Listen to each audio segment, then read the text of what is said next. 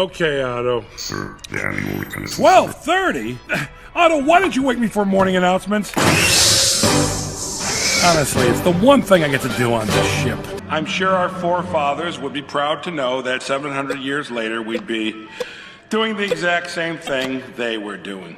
Have you ever watched a movie from your childhood and realized that it wasn't supposed to be a kid's movie at all? I feel like that's Wall-E, because the older you get, the more you start to realize that this movie wasn't predicting the distant future, but it was predicting us, like right now. The rising prices, the obsession with convenience, the AI takeover. We're basically living in a trailer version of the world Wall-E, and it really warned us about it all, and somehow we still didn't see it. What's good, Fly family? It's your brother nisoflyyt, and today we're going to be talking about the movie Wall-E. Now let me just start it off and say that Wall-E is probably one of the best movies Pixar has ever released. That's not ridiculous. That's not ridiculous to say that. And it's generally also one of the most accurate warnings, I believe, of our present day situation and our future that we're heading in right now. And I'm gonna keep it a band. I'm not just talking about the environmental stuff that's always mentioned, but I mean like inflation, the AI replacing real jobs, the corporate control, and the way society is slowly being pushed into comfort,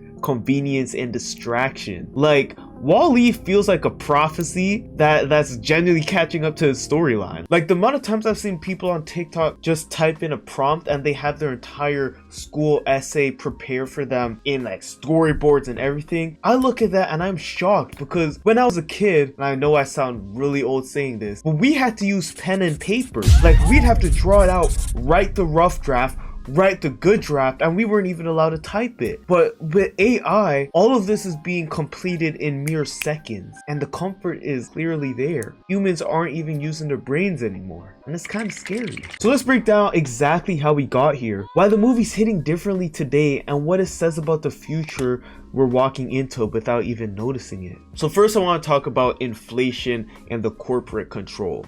Because let's keep it a band, our money isn't stretching the way it used to. It's really not. But hey, I still have a fit though. Hey, rate the fit, yo. Hey, rate the fit, rate the fit, y'all.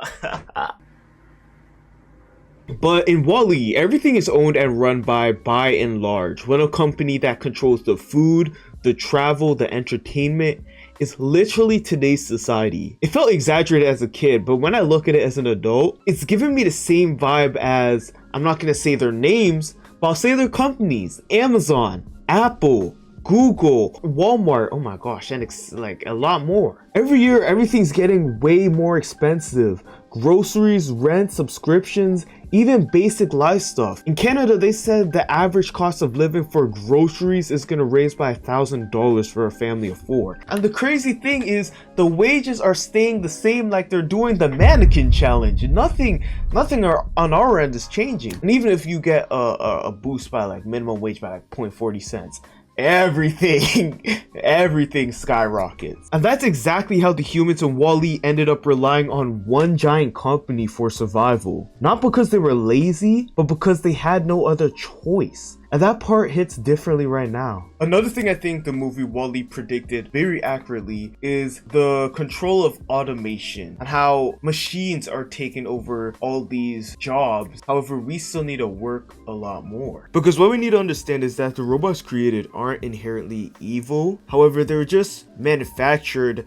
to help almost reduce human labor and the need of human work. And technically that's what's happening right now. AI art, AI editing, AI custom service, AI assistants, AI factories. I've even seen a video with an AI manager. But you see, these machines are doing everything but starting to pay the damn rent. Because I genuinely feel like we have a worse future than what Wall-E was facing. Because these machines in Wall-E's generation, they were able to take over completely and allow humans to still have a place to relax and, I guess, enjoy themselves. Like, I'd prefer to be in that situation than the situation we are now, where the AI jobs are still taking away all of our job positions. However, we are still required to find an occupation in some other field, and it's like you have to rework your entire future, go back to school, do this, do that, and it's like, damn, could we just sit back and relax?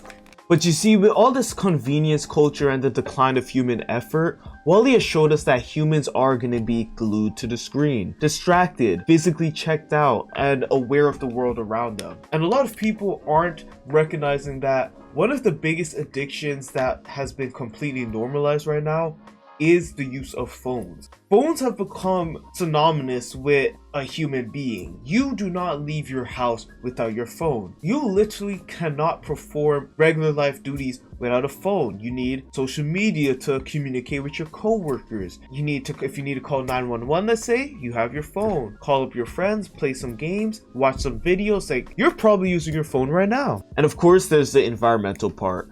When we look at the movie, Earth becomes basically unlivable. It's a toxic wasteland.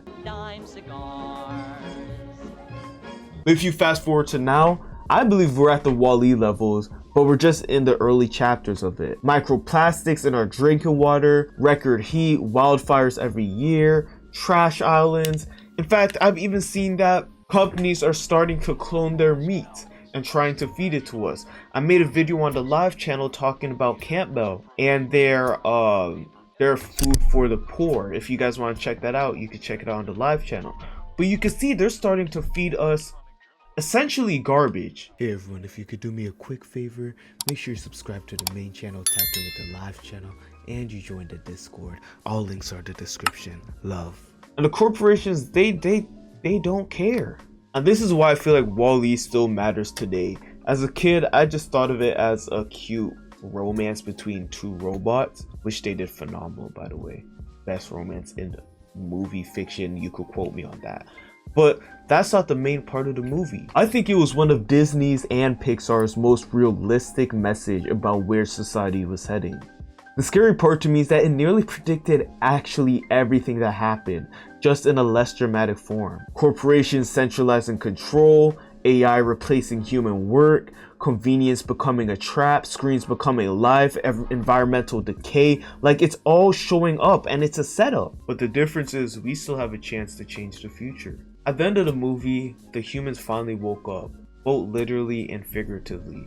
They saw what they lost. We're not there at the moment, but I believe we're very much close. So yeah, at the end of the day, I believe that WALL-E is a great movie and it did predict our future. But if we look at it as a storyline, it also taught us how to avoid the path as well. We are genuinely in a weird time in society, and I feel like Gen Z has it the worst, because we are in that transitional period of where traditional education doesn't guarantee a job anymore.